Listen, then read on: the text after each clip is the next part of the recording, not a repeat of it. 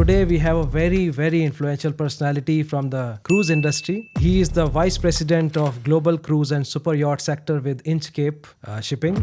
Also, he is known as the Bionic Man. He will explain the story of why is he called a Bionic Man. He handles and oversees over 10,000 cruise ship calls across the world, which is like tremendous. I don't know how he does it, but he will explain. Okay, guys, welcome to Port podcast once again. And this is your gateway to the shipping, sailing, cruising, and the maritime world. I'm Captain Rajat, a seasoned marine pilot. Each week, I sit down with industry experts, trade pioneers, startup founders, and the sailors who have made the difference to the maritime community. Whether you are a maritime professional or just curious to know about the forces behind sailing, shipping, and cruising, this is your podcast. You do so many things. How does that work, and how did you manage to articulate your routine in such a way that you can do so many things? Well, first and foremost, I don't have a routine. I'm a right brainer, and right brainers, we don't function on routines. We see the collage of the present moment and everything as one. Yeah, so I don't divide working life and private life. I think that working life and private life report to the same place called life. For some reason, I think I'm right brainer, because You must be. what you are saying is making a lot of sense to me. Sometimes people say that, okay, it's your weekend, you should go party. I don't feel like it because I'm so happy doing what I'm doing, right? So I think you need to be open to everything, and there's a film by Jim Carrey. It's called The Yes Man, and that's always been me. I've always said yes, and then I figure out afterwards, I said yes to that. I better go and do it, and I think that's the greatest motivation. When you say yes, you're committed to do something. Sure. You may not have a plan, but you have to make one, and you have to figure it out. And that's the way you learn. True. And you have to make mistakes along the way, but the more mistakes you are, the better you become. The better you become. And the more you learn. The more you learn, true. So long as you don't keep making the same mistakes, as Einstein said, Got it. And I think another thing is everything you do, you must try to keep it simple. Einstein also said, it's simple to complicate, but it's complicated to simplify. So if you have the art of simplicity and you're able to articulate, manage your thinking skills into a simplistic way and look at the root origin of things. So every time I have a project, a task, or anything remotely complex, I create a mind map. First thing I do, any project, any piece of work. And you realize how simple it is once you have a mind map. You have like a tree, you see the central branches of the tree, of course, the main pillars, and where they lead to, and the sub branches, and then the leaves, and you can very quickly figure it out, how things are connected. And if you do a mind map, then the natural flow of things happen. If you write it down linearly, like most people do, you have a title and bullet points, but a lot of them don't make sense. They contradict each other, or they don't interact in the right flow of things. So you do a mind map. That's one way I manage these things. I have mind maps, a lot of mind maps. We'll discuss that. Let's start with the basic questions, because it's important to know you as a person who has achieved so much. So, Mr. Grant, what inspired you to pursue a career in cruise and maritime industry? How was your childhood, and how did you join the shipping and maritime community? Well, my father was in the Navy. Okay. And I was brought up in my early years in Singapore. Okay. And a little bit in Hong Kong. I was born in a naval base hospital in Portsmouth. And my great-grandfather was actually the first elected Lord Mayor of Portsmouth. So we have a great naval tradition in Portsmouth. And I was surrounded by ships with my father in the Navy. So in my early teenager years, because after coming back from Singapore and there was not much sun in the UK, I was a bit disappointed with the UK, and I was disappointed with ships. I didn't want to be around ships, to be honest, because when you're So a many teenager, you want to ships, do yeah. the opposite of what your father's Correct, doing. correct.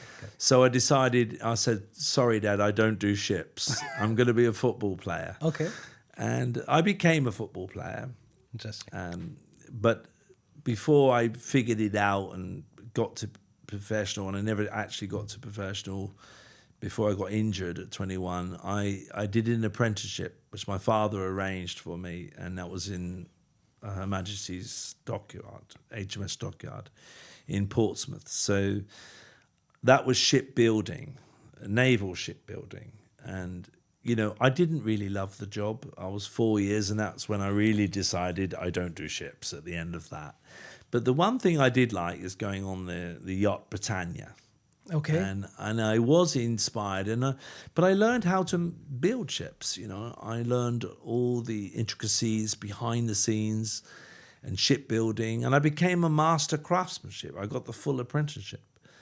But then I pursued another life. You know, I went abroad and I got this injury on my knee, and I was told, go to the sun because you've got damaged ligaments, and we've done 3 operations. We won't repair you.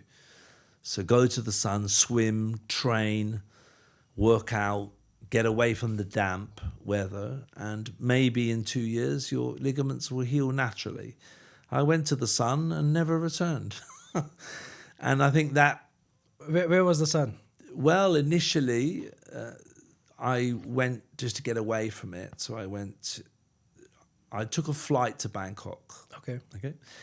However, it was with Indian Airlines, and it was a bizarre flight because it said London Heathrow and Bangkok. That's it.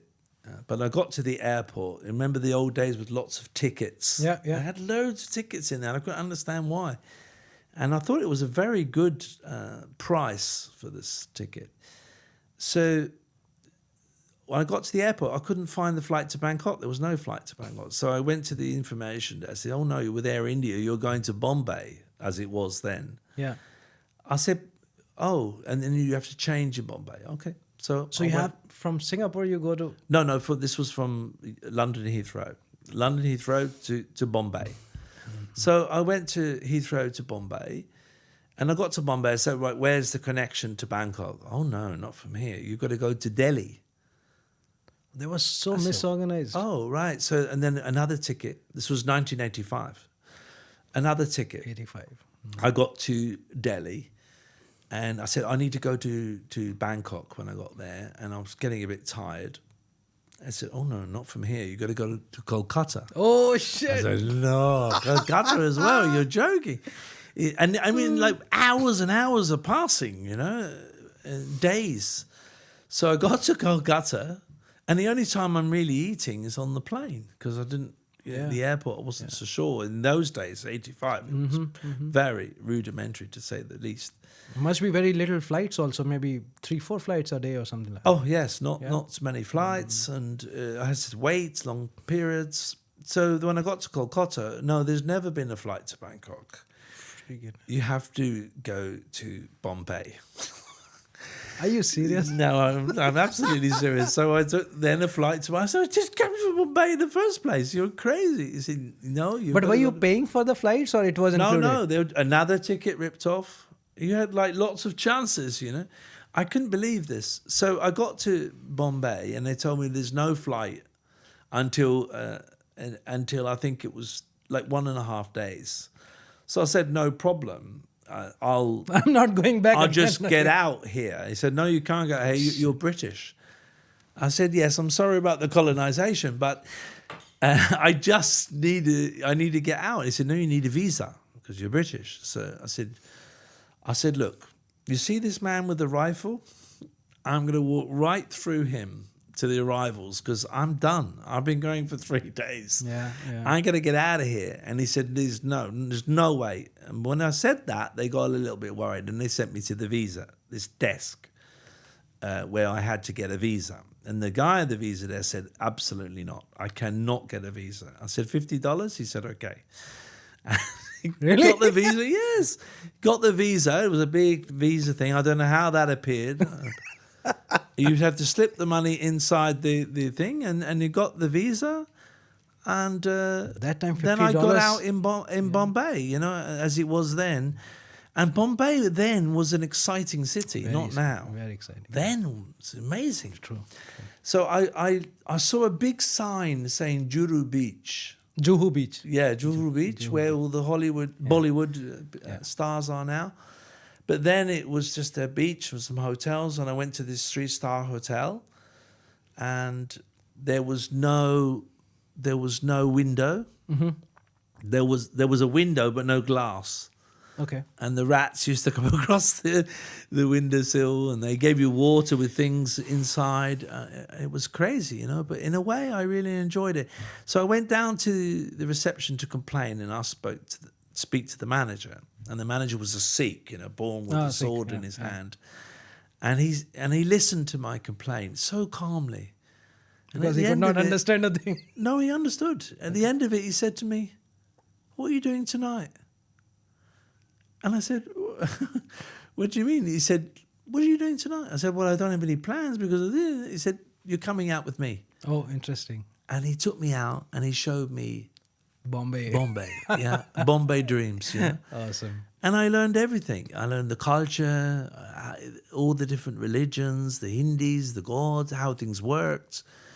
And in the end, I had like, I think it was 3 months or 3 months I was allowed on the visa. And I spent the full time. No, but have you taken the flight next day? No. 3 did? months later. Oh my God! And You I stayed in Mumbai for 3 months. Yeah, and huh? then I eventually got a flight, and I went to Bangkok. Yeah.